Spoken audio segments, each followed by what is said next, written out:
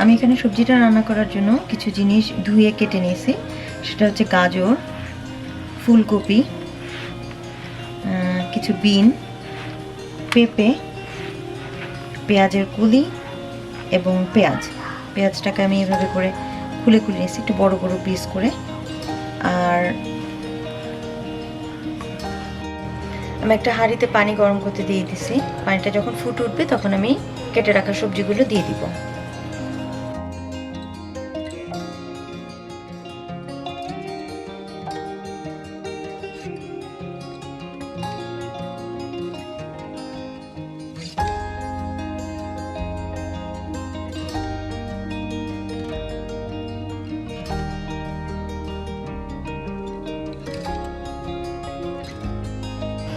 এখন আমি এতে কিছু লবণও দিয়ে দেবো, অল্প একটু, লাইক 1 টিস্পুনের মতো বা 1.5।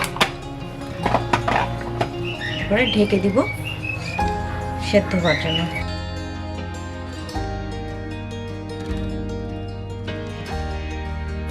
সবজিগুলো সিদ্ধ হয়ে গেছে। এখন আমি এটাকে পানি ঝরিয়ে ঠান্ডা পানি দিয়ে একটু ধুয়ে নেব।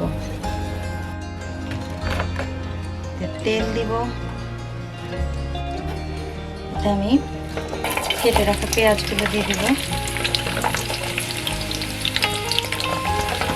পেঁয়াজটা সিদ্ধ হতে হতে আমি একটু 2টা ডিম ফেটে নিয়েছি এখানে, তাতে অল্প গোলমরিচের গুঁড়া দিয়ে দিচ্ছি।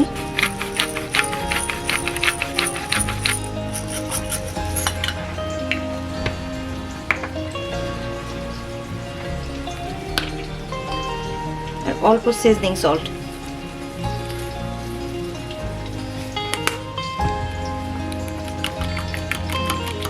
এটা অপশনাল, ডিম আপনার ইচ্ছা হলে দিতে পারেন, না ইচ্ছা হলে নাও দিতে পারেন, এটা আপনার ইচ্ছা, দিতেই হবে এমন কোনো কথা নেই।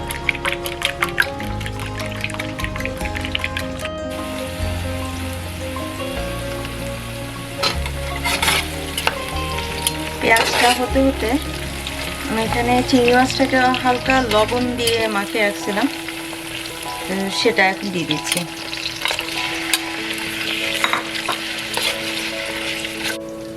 চিংড়িটা মোটামুটি একটা কালার চলে আসছে।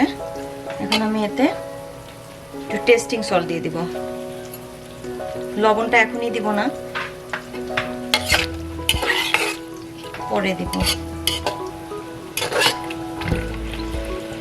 আমি এতে একটা ভেজিটেবল স্টক দিব।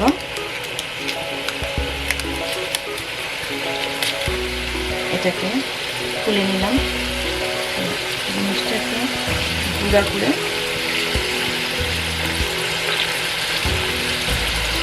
যাতে স্বাদটা একটু ভালো আসবে আমার কাছে মনে হয়।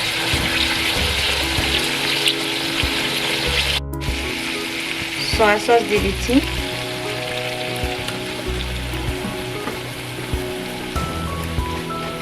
তারপরে ওয়েস্টার সস দিব,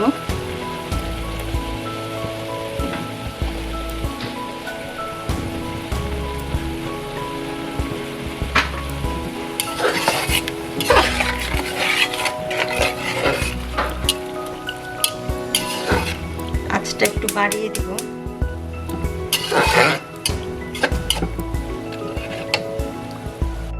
এবং অল্প টমেটো সসও দিয়ে দিব।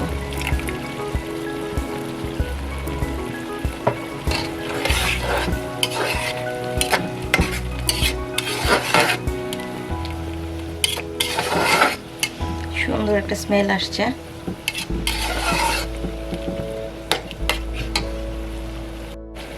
এখন আমি যে ডিমটা ফেটে রাখছিলাম সেই ডিমটা দিয়ে দিব।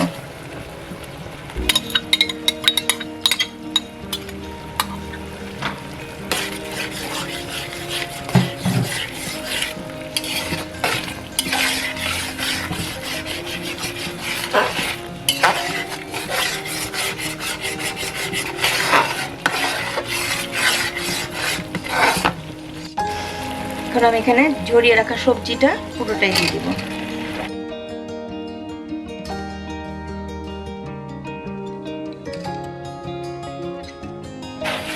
কর্নফ্লাওয়ার গুলো রাখছি পানি দিয়ে, কর্নফ্লাওয়ারটা দিয়ে দিব।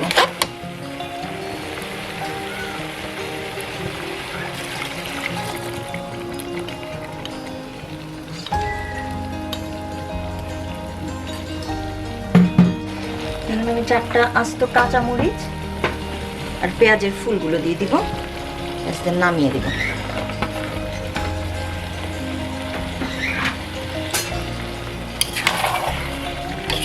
পেঁয়াজের ফুল মানে পেঁয়াজের কলি আর কি। সবজিটাকে সার্ভিং ডিশে ঢেলে নিব। হয়ে গেছে আমার। আশা করি আপনাদের ভালো লেগেছে রেসিপিটা। ভালো লাগলে লাইক কমেন্ট শেয়ার দিয়ে সাথেই থাকবেন। আপনাদের কমেন্ট পেলে আসলে উৎসাহ পাই আর একটা নতুন কিছু করার। যে যেখানেই থাকবেন সুস্থ থাকবেন, ভালো থাকবেন।